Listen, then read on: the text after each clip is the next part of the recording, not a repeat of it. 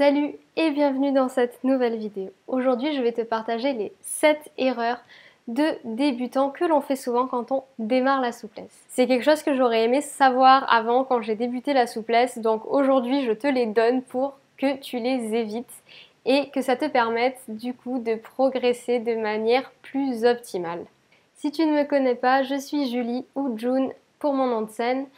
Je suis passionnée de pole dance et de souplesse depuis maintenant 5 ans. Sur cette chaîne, je te partage mes routines et astuces pour t'aider à progresser en souplesse, quel que soit ton niveau, avec bienveillance et en pleine conscience. Si tout ça t'intéresse, pense déjà à t'abonner à la chaîne pour ne rien rater et à activer la petite cloche pour recevoir les notifications. Normalement, il y a 2 vidéos par mois ici. Maintenant, on va aller dans le cœur du sujet et c'est parti pour les 7 erreurs de débutants à éviter. Erreur numéro 1, s'entraîner au mauvais moment. Quand on veut pratiquer de la souplesse, c'est la plupart du temps pour venir améliorer sa pratique, que ce soit d'un agrès ou de gym ou de danse. Donc on va avoir tendance à regrouper son entraînement de souplesse avec l'entraînement de sa discipline. On a souvent tendance aussi à s'étirer après sa pratique.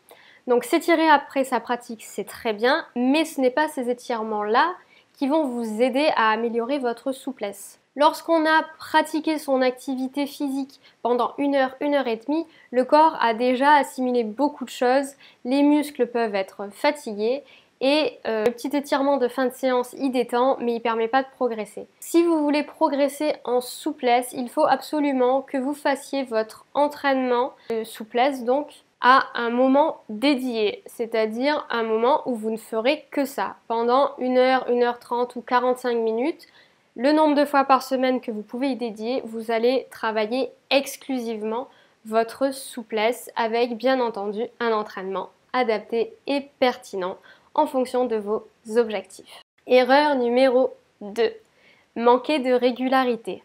Au début, on passe souvent par des phases où on est hyper motivé, où on a envie de s'entraîner tous les jours parce qu'on voit qu'on progresse. Seulement, se fier qu'à sa motivation, ça veut dire qu'on va aussi se laisser démotiver quand la motivation s'en va. Malheureusement, cette irrégularité, elle va vous empêcher de progresser de manière optimale. Votre corps, il a besoin de repères, il a besoin d'avoir des temps de repos et des temps de pratique. C'est à vous donc d'être capable de gérer cette régularité. Donc être motivé, c'est super bien, il faut le garder, mais il faut aussi se donner une certaine rigueur. Pour vous donner cette rigueur, je vous recommande de vous fixer des objectifs en fonction de vos disponibilités et vos capacités. Vous pouvez vous dire par exemple, je vais m'entraîner toutes les semaines 2 fois par semaine. Et vous allez conserver ce rythme au maximum. C'est votre rythme de référence. Et si jamais il y a une semaine où vous êtes hyper motivé et que vous avez envie de faire une séance de plus, ça sera votre séance bonus au cours de laquelle vous vous ferez plaisir. Évidemment, toujours de manière intelligente et sécuritaire. Vos entraînements de référence, essayez de toujours les faire, quel que soit votre état de fatigue physique, psychologique, si vous êtes contrarié, essayez au moins de vous accrocher à ça et de les faire avec assiduité, également avec indulgence. Tout d'abord parce que même si vous n'êtes pas motivé, que vous n'avez pas envie de le faire, lorsque vous aurez fait votre séance du jour, à la fin vous serez fier et satisfait ou satisfaite de vous. Vous serez content d'avoir réussi à faire quelque chose pour vous-même. Donc même si au début on n'a pas trop envie, forcez-vous, accrochez-vous et dites-vous je vais le faire. Il est évident que si ce jour-là vous êtes contrarié, fatigué ou autre, les filles, si on est selon la période du cycle menstruel, ça joue à fond. On est bienveillant avec soi-même. On en a conscience et on accepte juste d'être moins performant ou performante ce jour-là. C'est pas grave, ça arrive. On peut pas être au top tous les jours. L'essentiel, c'est vraiment de garder votre rythme. Peu importe la performance que vous avez, mais au moins de garder la régularité. Si vous avez un problème de santé particulier qui est temporaire, évidemment, référez-vous à l'avis de votre spécialiste, s'il vous plaît. Ne dites pas « oui, June, elle a dit sur YouTube qu'il fallait garder le rythme et toujours s'entraîner ». Non, Sauf exception, s'il vous plaît. Merci. Erreur numéro 3. Ne pas respecter votre corps et vouloir progresser trop vite. Quand tu vas débuter, tu vas peut-être découvrir des facilités et des particularités liées à ton anatomie et à ton corps. Ça peut être par exemple une hyperlaxité, mais ça peut être aussi d'autres choses. C'est-à-dire que tu vas découvrir que ton corps est capable de faire une posture qui est d'un niveau déjà un petit peu avancé. Tu vas être tenté de vouloir t'entraîner dans ce sens-là. Ce n'est pas parce que tu arrives à faire quelque chose que tu es capable de le faire de manière sécuritaire. En effet, certaines postures peuvent être vraiment traumatisantes pour les articulations qui ne sont pas prêtes en fait tout simplement à gérer ce mouvement-là.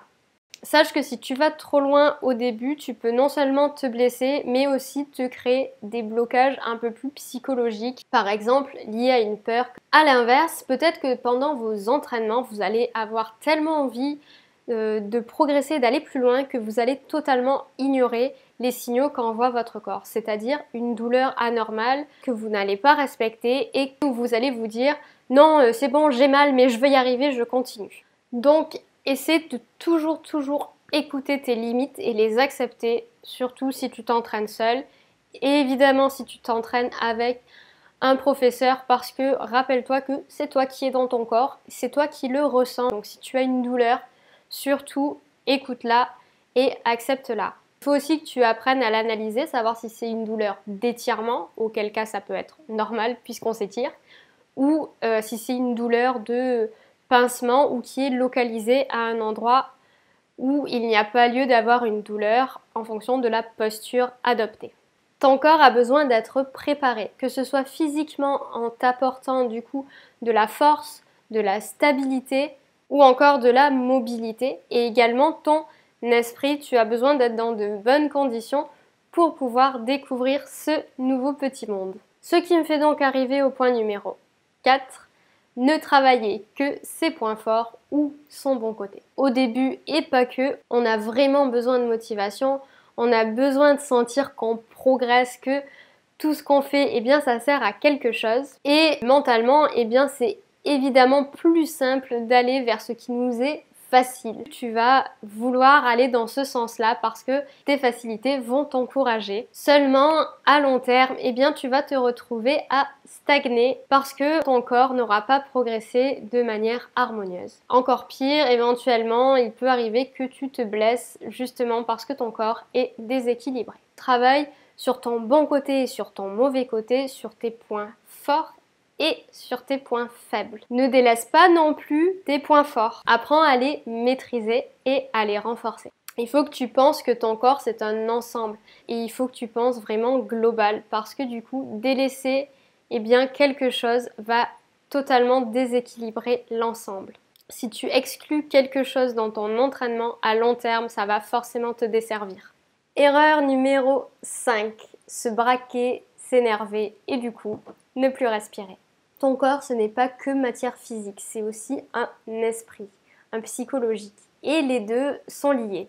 Et ils sont liés dans les deux sens. C'est-à-dire que ton psychologique peut influencer ton physique et ton physique peut également influencer ton psychologique. Pendant un exercice difficile, tu vas peut-être avoir une sorte de stress intérieur. À ce moment-là, tu risques de couper ta respiration et en fait, mécaniquement, si tu coupes ta respiration, eh bien, tu vas encore plus te stresser psychologiquement et ça va faire un effet boule de neige chaotique. Donc, il faut juste en avoir conscience déjà au début pour arriver à appréhender tout ça. Et outre le fait que tu risque de te générer plus de stress, tu vas peut-être aussi te braquer. Par exemple, si tu progresses pas sur ton exercice, que tu as l'impression de stagner, tu vas peut-être être découragé et râler. Tout ça, c'est du négatif qui va participer au blocage de ta progression. Il faut que tu essaies de trouver le temps de poser ta respiration, de te calmer, de te recentrer et puis d'accepter que c'est bien ta limite en ce moment. Si tu fais un petit peu ce processus-là, ça va déjà te permettre d'avoir une pratique plus consciente et surtout qui restera bienveillante envers toi-même. Évidemment, si au bout de plusieurs semaines ou plusieurs mois, tu te rends compte que ça progresse toujours pas, dans ce cas, remets en question ton entraînement. J'en viens donc au point numéro 6, utiliser les mauvais exercices. Alors en soi, il n'y a pas de mauvais exercices, il y a des exercices mal faits ou pas adaptés à tes objectifs. Si ton objectif dans ta pratique de ta souplesse, c'est de réaliser des figures de souplesse avancée sur ton agrès, eh bien, il faut que tu te dises que tu vas certainement avoir besoin de force et de mobiliser donc cette souplesse pendant que tu es en tension, en train de tenir sur ton agrès, que tu sois dans les airs, au sol ou si c'est au milieu d'une routine, tu vas avoir l'endurance aussi qui va venir influencer tout ça. Tu vas donc avoir besoin de force, d'amplitude pour pouvoir réaliser tes figures tout en tenant compte des contraintes liées à ta pratique.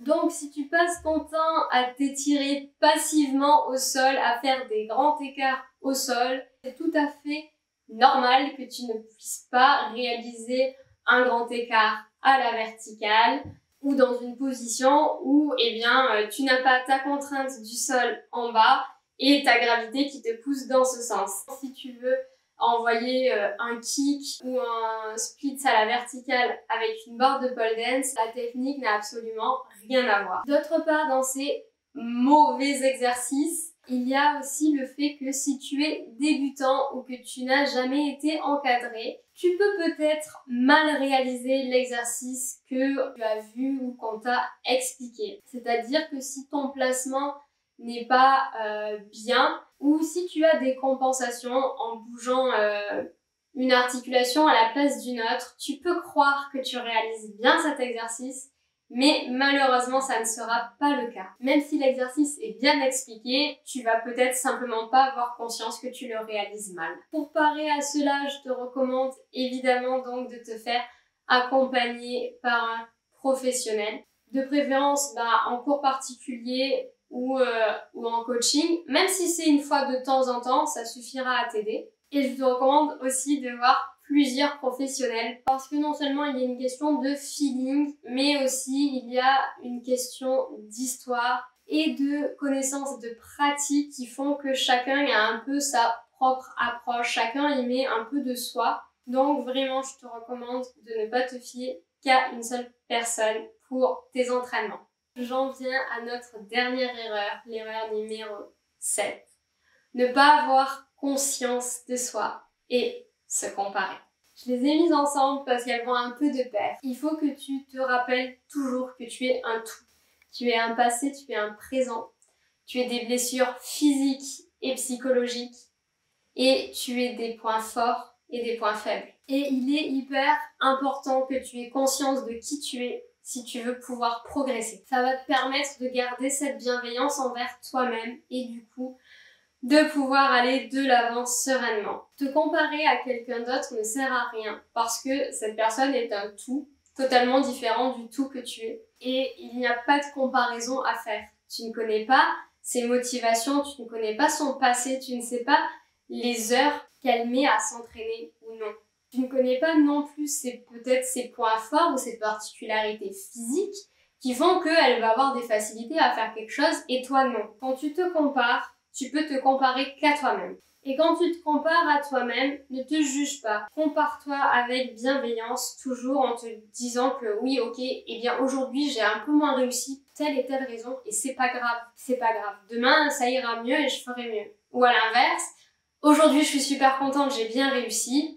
Si demain ça va moins bien, c'est normal, c'est la vie. Il faut que dans tes comparaisons, tu restes donc bienveillant avec toi-même. Ça, c'est très important.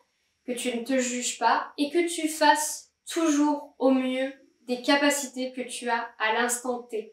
Il faut que tu ailles au bout, de ce que tu peux faire avec ta fatigue, avec ta contrariété ou au contraire avec ta super motivation. Et je pense que c'est vraiment ça le plus important pour avoir un entraînement optimal. Quand tu vois d'autres personnes réaliser certaines figures que tu as envie de faire, c'est super bien de les avoir comme objectifs, mais ne te compare pas à ce qu'elles font à cet instant T.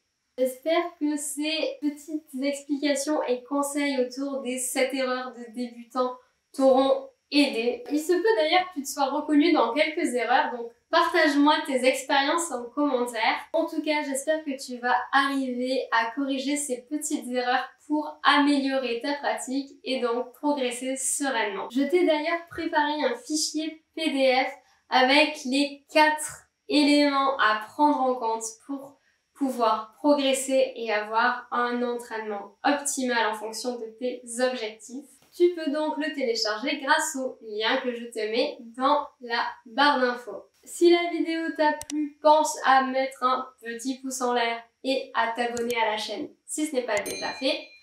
En attendant, je te souhaite une belle journée. Prends soin de toi et à très vite.